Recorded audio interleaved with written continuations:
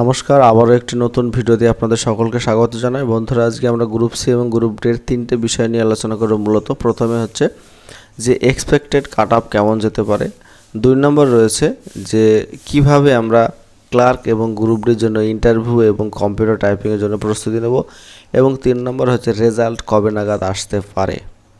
চলুন তাহলে দেখে আসি তিনটে বিষয়। তার আগে বিষয় আলোচনা করার আগে আপনাদের কাছে একটাই অনুরোধ, যদি চ্যানেলে নতুন হলে অবশ্যই চ্যানেলটি সাবস্ক্রাইব করে রাখবেন, এবং অলরেডি যদি চ্যানেলে আগেকার অতিথি হয়ে থাকেন তাহলে অবশ্যই ভিডিওটি আপনার বন্ধু বান্ধব আত্মীয় স্বজনের কাছে শেয়ার করবার চেষ্টা করবেন। চলুন তাহলে প্রথম যে বিষয় রয়েছে গ্রুপ সি গ্রুপ ডি এর 1 নম্বর যে বিষয়, যে এক্সপেক্টেড কাট অফ কেমন যেতে পারে। বন্ধুরা, কাট অফে যাওয়ার আগে আমরা যদি ভ্যাকান্সির দিকে নজর দিই, যে গ্রুপ সি টোটাল পোস্ট ছিল 2989টি, ইস্টার্ন রিজন 717টি ক্লার্ক পদে, এনআর গেছিল 615টি পোস্ট, এসিআরএসে 443, এসআরএ হচ্ছে 491টি এবং ডব্লিউআর হচ্ছে 723। মোটামুটি একটা ভালো পোস্ট রয়েছে গ্রুপ সিতে, ঠিক আছে। এবং যদি আমরা ক্যাটাগরিকে বিভিন্ন মেল ফিমেল যদি ক্যাটাগরিতে ভাগ করে দেখি, যে বেঙ্গলি মিডিয়ামে ক্লার্কের, সেখানে কিন্তু শূন্য পদ্ধতি সব থেকে বেশি 2406টি, এবং বিভিন্ন জোন ওয়াইজ কিন্তু ভাগ করে দিয়েছে ভ্যাকান্সিগুলো, ঠিক আছে। এবার আমরা যদি প্রথমেই যদি আমরা নর্মাল যে জোনের কথা বলি, নর্মাল জোন বলতে ইস্টার্ন, আমরা ওয়েস্টার্ন রিজনকে বেছে নিতে পারি নর্মাল রিজন।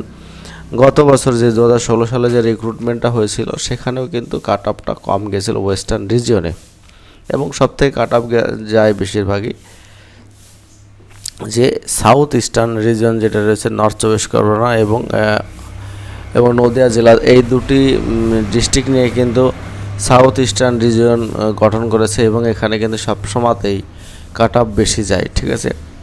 এবং ওয়েস্টার্ন রিজনে যদি আমরা তাকাই, তাহলে প্রিভিয়াস ইয়ারে যে কাট অফ গেছিলো সেই তুলনায় কিন্তু এবারও 1 থেকে 2 বেশি যেতে পারে। এবার মোটামুটি যাদের মেল ফিমেল ক্যাটাগরির মধ্যে বেঙ্গলি মিডিয়ামে জেনারেল যারা ক্যান্ডিডেট রয়েছে, তাদের মোটামুটি 50 স্কোর রয়েছে। তোমরা কিন্তু তোমাদের টাইপিং টেস্ট এবং কম্পিউটার প্রফিসিয়েন্সি টেস্টের জন্য জোর দিতে পারো, তোমরা কিন্তু পরীক্ষায় ডাক পাবে, অর্থাৎ পাস করবে। এবং যে সমস্ত এসসি ক্যাটাগরির স্টুডেন্টরা রয়েছে, যাদের 45+ স্কোর রয়েছে, তোমরা কিন্তু টাইপিংয়ের জন্য ডাক পাবে। এসটি ক্যাটাগরি যদি দেখি আমরা, এসটি যাদের 40 থেকে 42 স্কোর রয়েছে, তোমরা কিন্তু টাইপিংয়ের জন্য প্রস্তুতি নিতে পারো। এবং ওবিসি ক্যাটাগরি যারা মোটামুটি 47 থেকে 48 মার্ক রয়েছে, তারা কিন্তু প্রিপারেশন নিতে পারো টাইপিং এবং কম্পিউটার প্রফিসিয়েন্সি টেস্টের জন্য। এটা কিন্তু ক্লার্ক পদের কথা আমি বললাম। এবং ক্লার্ক পদ যদি আমরা শুধু ফিমেল ক্যান্ডিডেটদের দিকে তাকাই, আমরা ফিমেল ক্যান্ডিডেটদের কিন্তু মেল ফিমেল ক্যান্ডিডেট থেকে অনেকটাই কম কাট অফ যাবে। যদি আমরা জেনারেল দিকে তাকাই ফিমেল ক্যান্ডিডেট, সেক্ষেত্রে যদি কারোর 45 থেকে 47 স্কোর থাকে, ফিমেল ক্যান্ডিডেট অনলি বেঙ্গলি মিডিয়ামে, তারা কিন্তু কম্পিউটার টেস্ট এবং কম্পিউটার প্রফিসিয়েন্সির উপরে জোর দিতে পারো। আর যাদের এসসি ক্যাটাগরির মধ্যে পড়ছো, যে সমস্ত ফিমেল ক্যান্ডিডেটরা, তোমাদের যদি স্কোর কারোর 43 থেকে 45-এর মধ্যে হয়, তাহলে তোমরা কিন্তু টাইপিং এবং কম্পিউটার প্রফিসিয়েন্সি টেস্টের জন্য ডাক পাবে।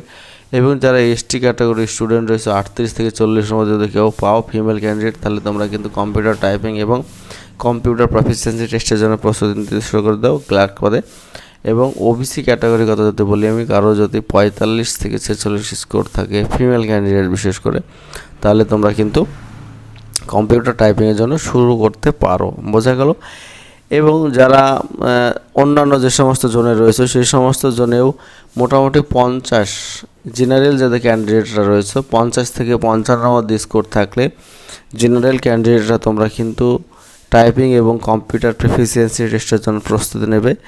এবং যারা এসসি ক্যান্ডিডেট রয়েছে, তারা 45 থেকে 50-এর মধ্যে স্কোর যদি থাকে, তাহলে অবশ্যই তোমরা কম্পিউটার টাইপিং এবং প্রফিসিয়েন্সির জন্য শুরু করে দেবে, কারণ ওয়েস্টার্ন রিজন ছাড়া অন্যান্য রিজন একটু কাট অফ কিন্তু বেশি যেতে পারে। এরপরে আমরা যে বিষয়টি আলোচনা করব, সেটা হচ্ছে এখন নাকি যাদের আমি যে কাট অফ নিয়ে আলোচনা করলাম, এই কাট অফের মধ্যে যাদের স্কোর আছে, তাদেরকে এখনই কম্পিউটার প্রফিসিয়েন্সি এবং কম্পিউটার টাইপিংয়ের জন্য প্রস্তুতি নেওয়া উচিত, অবশ্যই নেওয়া উচিত। কারণ রেজাল্টের দিকে আমরা যদি নজর দিই, রেজাল্ট কিন্তু খুব শীঘ্রই প্রকাশিত হতে চলেছে, সেটা আমি ভিডিও শেষে আলোচনা করব। এবং যে আর একটা বিষয় রয়েছে, সেটা হচ্ছে যে কম্পিউটার টাইপিং 20 স্পিড লাগবে, এখানে 95% অ্যাকুরেসি লাগতে পারে, 90% অ্যাকুরেসিও লাগতে পারে। যদি 90 কিংবা 95% অ্যাকুরেসি লাগে তাহলে কিন্তু কম্পিউটার টাইপিং অত্যন্ত কঠিন। যারা ভাবছে 20 টাইপিং করে তারা পাস করে যাবে, নট ইজি। কারণ যদি 95% অ্যাকুরেসি লাগে তাহলে তোমার টাইপিং স্পিড লাগবে 30 মিনিটে। টাইপিং স্পিড 30 না হলে তুমি কিন্তু কম্পিউটারে যখন টাইপ করতে যাবে সেন্টারে গিয়ে, তখন তো তুমি পরীক্ষায় টাইপ করতে পারবে না, ঠিক আছে? তোমার মাথায় কিন্তু কাজ করবে না, এটা মনে রাখতে হবে প্রত্যেককে। যারা অলরেডি টাইপিং করছে তারা অবশ্যই আমার কথাটা বুঝতে পারছো। যারা এখনও টাইপিং শুরু করো না, যারা ভাবছে যে হয়তো 10 দিনের মধ্যে তারা টাইপিং কমপ্লিট করে ফেলবে, তাদেরকে বলবো অপেক্ষা না করে এখনই শুরু করে দেওয়া উচিত। কারণ অত্যন্ত কঠিন টাইপিং, যতটা মনে হয় সহজ তত নয় কিন্তু। কারণ কম্পিউটার টাইপিং অনেকেই করে না, অনেকেই করেনি, হয়তো অনেকেই কম্পিউটার শেখে কিন্তু টাইপিংটা শেখে না। সেজন্য কিন্তু কম্পিউটার টাইপিংটা অত্যন্ত কঠিন, এবং তার সঙ্গে কম্পিউটার প্রফিসিয়েন্সি যে বিষয়টি রয়েছে, যে দক্ষতা, সেটাও কিন্তু যাচাই করতে হবে তোমাকে প্রতিনিয়ত থিওরি এবং প্র্যাকটিক্যালের মাধ্যমে। যদি তুমি ইউটিউব দেখে শিখতে পারো অথবা কোনো শিক্ষকের কাছে গিয়ে তুমি কিন্তু বিভিন্ন সেন্টারে যে সমস্ত সেন্টার কম্পিউটার শেখায় সে সমস্ত সেন্টারে গিয়ে তুমি তোমার হার্ডওয়্যার সফটওয়্যার ইত্যাদি যে সমস্ত রিলেটেড বিষয় রয়েছে সেই সমস্ত বিষয়ে তোমরা কিন্তু অবশ্যই শিখতে পারো। যেহেতু আমাদের হাতে সময় অত্যন্ত কম, সেই জন্য এই বিষয়টা অবশ্যই নজরে রাখা উচিত যাদের মোটামুটি স্কোর রয়েছে। এবার আসি গ্রুপ ডি। গ্রুপ ডিতে আমরা কাট আপের দিকে আলোচনা করি। বিভিন্ন জনে বিভিন্ন কাট আপ কিন্তু যেতে পারে। মোটামুটি জেনারেল যারা রয়েছে তাদের মোটামুটি 37 থেকে 39-এর মধ্যে যাদের স্কোর রয়েছে তারা অবশ্যই গ্রুপ ডির জন্য ডাক পাবে। এছাড়া এসসি যারা রয়েছে মোটামুটি 32 থেকে 35-এর মধ্যে স্কোর থাকলে তারা কিন্তু ইন্টারভিউর জন্য ডাক পাবে গ্রুপ ডিতে। এবং যারা এসটি ক্যাটাগরি রয়েছে 30 থেকে 32-এর মধ্যে স্কোর থাকলে তোমরা কিন্তু গ্রুপ ডির জন্য ডাক পাবে। এবং যারা ওবিসি ক্যাটাগরি রয়েছে 32 থেকে 35-এর মধ্যে স্কোর থাকলে কিন্তু তোমরা গ্রুপ ডির জন্য ডাক পেতে পারো। এবার আসি ইন্টারভিউ যে বিষয়টি রয়েছে ক্লার্ক পদের ক্ষেত্রে। ক্লার্ক পদের ক্ষেত্রে কিন্তু ইন্টারভিউ একটু কঠিন হবে, কারণ কম্পিউটার শিক্ষা থেকে শুরু করে স্কুলের সামগ্রী যে বিষয়টি রয়েছে সেই বিষয়টি কিন্তু তুলে ধরার চেষ্টা করবে ইন্টারভিউ বোর্ড, এবং তোমাকে কিন্তু দক্ষতার সঙ্গে উত্তর দিতে হবে। এবং গ্রুপ ডির ক্ষেত্রেও তাই, বিভিন্ন ধরনের যে পরিকল্পনাগুলো রয়েছে স্কুল এবং স্কুল শিক্ষা দপ্তরে যে বিষয়গুলি রয়েছে, সাংবিধানিক যে পদ রয়েছে সেই পদের বিষয়গুলো তোমাকে কিন্তু নজর দিয়ে যেতে হবে। এবং অতটা সহজ নয় যতটা আমরা ভাবি যে ইন্টারভিউ সহজ। ইন্টারভিউ অত্যন্ত কঠিন এবং সেখানে নিজেকে কন্ট্রোল করা অত্যন্ত কঠিন। সেই জন্য দরকার প্রতিনিয়ত অভ্যাস ছাড়া কিন্তু কোনোভাবেই সম্ভব হবে না। এই হচ্ছে বিষয় গেল দুটো, যেখানে আমরা গ্রুপ সি গ্রুপ ডির ইন্টারভিউ, কম্পিউটার টাইপিং এবং কাট আপ নিয়ে আলোচনা করলাম। এবং 3 নম্বর যে বিষয়টি রয়েছে যেটার জন্য আমাদের মাথা প্রতিনিয়ত কাজ করে না, যে রেজাল্ট কবে আসতে পারে, রেজাল্টে কবে আসতে পারে, বা স্কোর কার্ডে কবে আসতে পারে।